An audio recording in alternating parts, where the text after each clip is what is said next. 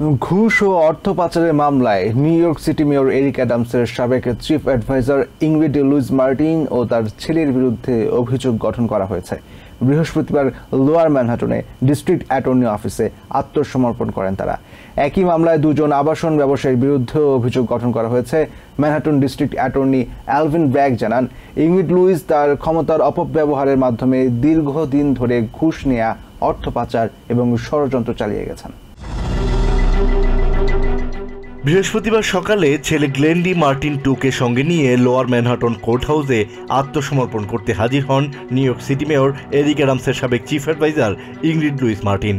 সম্প্রতি পদত্যাগ করা নিউ ইয়র্ক সিটি কর্তৃপক্ষের অন্যতম প্রভাবশালী কর্মকর্তা ইংরিড লুইস মার্টিনকে হাতকড়া পরিয়ে আদালতে নেওয়া হয়। পরে তাদের বিরুদ্ধে ঘুষ নেওয়া, অর্থ পাচার এবং ষড়যন্ত্রের অভিযোগ গঠন করা হয়। ইংরিড লুইস মার্টিন, তার ছেলে গ্লেন মার্টিন টু এবং মামলার অপর দুই অভিযুক্ত রিয়েল এস্টেট ব্যবসায়ী রাইজাডা পিঙ্কি ভাইড এবং মায়াং দ্বিবেদী প্রত্যেকেই আদালতে নিজেকে নির্দোষ দাবি করেন। Manhattan district attorney Elvin brag সংবাদ সম্মেলনে মামলার বিস্তারিত তুলে ধরেন। তিনি বলেন, অভিযুক্তরা নিজ নিজ স্বার্থে অপরাধে যুক্ত হয়েছেন।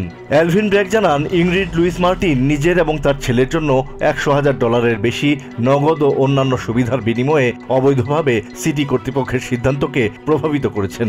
ঘুষের অর্থ দিয়ে ইংরিড লুইসের ছেলে একটি গাড়িও কিনেছেন।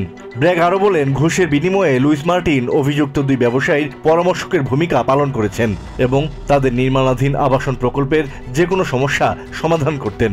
অন্যদিকে লুইস মার্টিনের আইনজীবী আর্থার আইডালা বলেন, তার মক্কেলের বিরুদ্ধে অভিযোগ গঠনের সময় তাদের বক্তব্য শোনা হয়নি। এলভিন ব্র্যাগের সমালোচনা করে আইডালা বলেন, ডিস্ট্রিক্ট অ্যাটর্নি ন্যায় বিচারের কথা বললেও নিজেই তা অনুসরণ করেননি। ইংরিড লুইস মার্টিনকে নিউ ইয়র্কের একজন আদর্শ নাগরিক দাবি করে তার আইনজীবী বলেন, ম্যানহাটন ডিএর অভিযোগ হাস্যকর। Asad real, TVN 24 news desk.